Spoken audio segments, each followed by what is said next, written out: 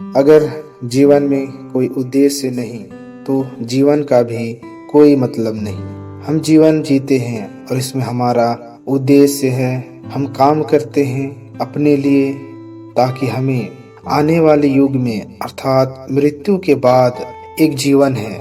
इस बात को कोई मानता है और कोई नहीं भी मानता, लेकिन किसी के मानने और ना मानने से सच्चाई नहीं बदलती। मृत्यु के बाद हर मनुष्य को एक नया जीवन मिलता है, जिसमें मनुष्य इस शरीर में रहकर जो कमाया है उसका प्रतिफल परमेश्वर हरेक को देता है। अगर जगत में परमेश्वर हरेक को ये जीवन दिया है ताकि इस जीवन में हम अपने लिए धन इकट्ठा करें, ताकि उसका प्रतिफल परमेश्वर की ओर से हमें मिले।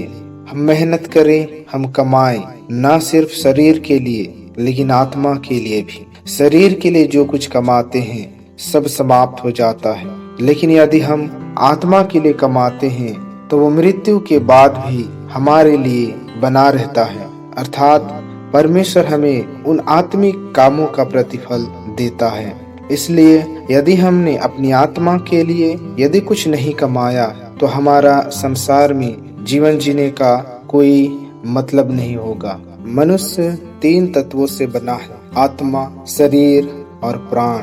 परमेश्वर ने हमें इस तीनों तत्वों को देकर एक मनुष्य का उत्पत्ति परमेश्वर ने किया है। हम जब संसार में रहते हैं तो हम अपने शरीर के लिए कमाते हैं। शरीर में हम खाते पीते हैं, आराम करते हैं, जो कुछ भी हम करते हैं इस शरीर में करते हैं। लेकिन एक दिन बुढ़ापे की अवस्था में आकर हर एक की मृत्यु हो जाती है। लेकिन यदि हमने शरीर में रहकर आत्मा के लिए कमाया है, आत्मा के लिए धन और संपत्ति इकट्ठा की है, अपनी आत्मा को हमने पाप और बुराई से बचा रखा और जो परमेश्वर की इच्छा है उस आधार पर हमने जीवन व्यतीत किया है, तो परमेश्वर हमें एक दिन निश्चय ही हमारे कामों का प्रतिफल देगा। क्योंकि वचन में लिखा हुआ है, प्रकाशित वाक्य में वहाँ पर लिखा हुआ है, यीशु मसीह कहते हैं, देख मैं शीघ्र आने वाला हूँ और हर एक के काम के अनुसार बदला देने के लिए प्रतिफल मेरे पास है।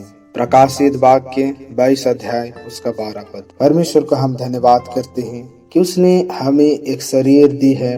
इसमें परमेश्वर ने आत्मा भी दिया है। हम शरीर में कमाते हैं, लेकिन इसमें हम आत्मिक धन भी स्वर्गीय स्थान में जमा करते हैं। यीशु मसीह ने अपने वचन में कहा, मत्ती रचित सुसमाचार उसका 6 अध्याय उसका 19 पद में लिखा हुआ है, अपने लिए पृथ्वी पर धन इकट्ठा ना करो जहाँ कीड़ा और काई बिगाड़ते हैं और जहाँ चोर सेंध लगाते और चुराते हैं। 20 में लिखा हुआ है, परंतु अपने लिए स्वर्ग में धन इकट्ठा करो जहाँ ना तो कीड़ा और ना को काई बिगाड़ते हैं और जहाँ चोर ना चोरी करता है और ना सेंध लगाता है। तो परमेश्वर ने केवल हमें शरीर के लिए और संसार में धन और संसार के लिए केवल कमाने के लिए नहीं, लेकिन स्वर्गीय धन कमाने के लिए परमेश्वर ने हमें इस जगत में रखा है। यदि हमने शरीर में रहते समय स्वर्गीय धन इकट्ठा नहीं किया या अपने लिए स्वर्ग में धन जमा नहीं किया है तो हमारा इस संसार का जीवन व्यर्थ हो जाएगा। इसलिए परमेश्वर ने जो ये जीवन दिया है या ये शरीर दिया है,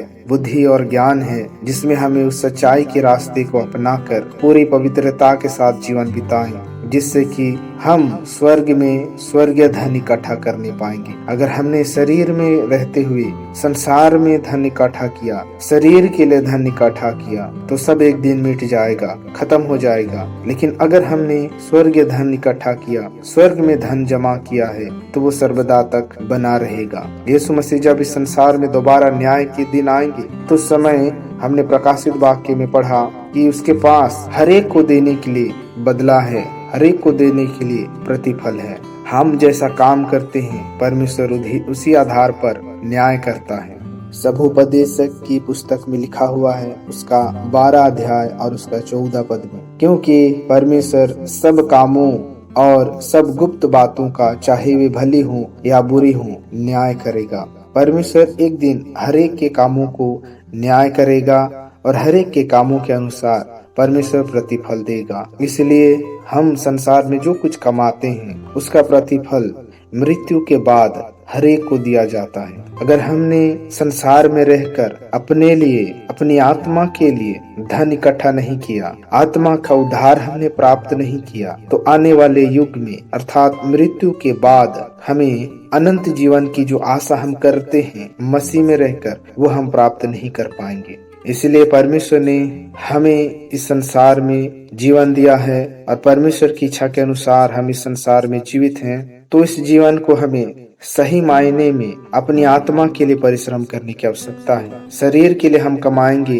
तो शरीर एक दिन मिट्टी में मिल जाएगा, लेकिन यदि हमने आत्मा के लिए कमाया तो उसका प्रतिफल स्वर्ग राज में युगानुयुग के लिए बना रहेगा। इसलिए हमें चाहिए कि हम पूरी पवित्रता के साथ परमेश्वर की आत्मा के अधीनता में और उसके वचन की अधीनता में होकर हमें पूरी पवित्रता में जीवन बिताने की आवश्यकता है, जिससे कि हमें परमेश्वर के राज में प्रतिफल मिल सके। अगर हमने सारे जगत को प्राप्त कर लिया और अपने ही प्राण की हानि उठाई तो हमें क्या लाभ होगा। इसलिए हम अपनी आत्मा के लिए और अनंत जीवन में जो बना रहता है उस प्रतिफल को पाने के लिए हम मसीह यीशु में रहकर पवित्र आत्मा की अगुवाई में, वचन की सच्चाई में और खराई में हमें जीवन बिताने की आवश्यकता है। पाप और संसार के साथ बिना किसी समझौता किए परमेश्वर की अगुवाई में हमें सर्वदा जीवन बिताने की आवश्यकता है। निश्चय परमेश्वर हर एक को उसके कामों के अनुसार प्रतिफल देगा, चाहे भली हो या बुरी हो, हर बातों का परमेश्वर